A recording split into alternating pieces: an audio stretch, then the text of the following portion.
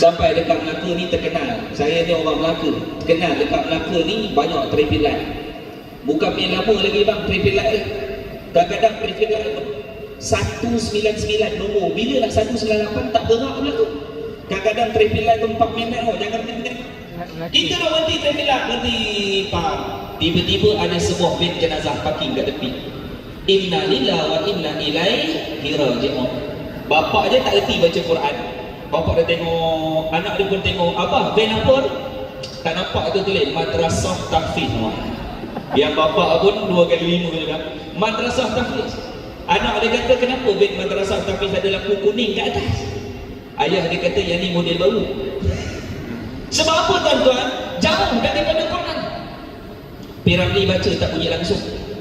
Malam Jumaat orang baca Yasin, dia pun pegang buku Yasin, dia pun baca nyonyak. Kita duduk sebelah dia, dia pegang buku Yasin tu terbalik.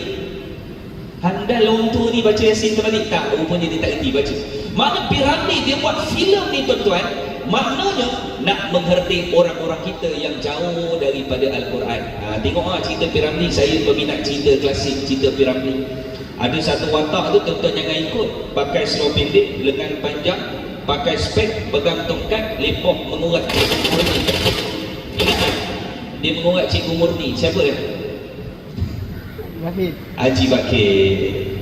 Kan dia mengurat tepi pantai tu kan, cepatlah makan kuih ini ya, dia bikin. Saya belum lapar, kata Haji Bakir. Alah, orang sudah pelawak malu-malu pula. Kalau sudah dipaksa apa boleh buat? Nyap-nyap. Bila pula hamba Allah terpaksa dia nak mengurat. Kalau orang ini bertemu dengan orang ini, maknanya Cikgu Murni akan bernikah dengan orang kaya. Habislah Cikgu Murni. Dia minta kain anak yatim 10 papan dia bagi. Jangan main-main. Sebab apa tuan-tuan? Sebab Ramadan bukan sekadar itu.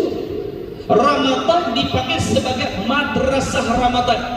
Jadi saya simpulkan macam ni lah tuan-tuan. Ramadan itu dia hebat disebabkan Quran.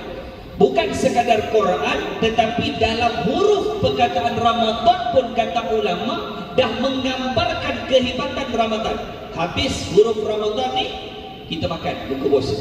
Ra, Mim, Dad, Alif, Nun. Ra yang pertama. Apa dia ada dalam bulan Ramadan? Namanya rahmat Allah. Kasih sayang Allah. Allah Ta'ala sayang pada kita agak-agak. Subhanallah. Setiap apa yang kita buat di dalam bulan Ramadan, semuanya pahala. Ustaz, ya. Yelah, kalau Ustaz cakap semua benda tu pahala kan, macam makcik tidur kan, lepas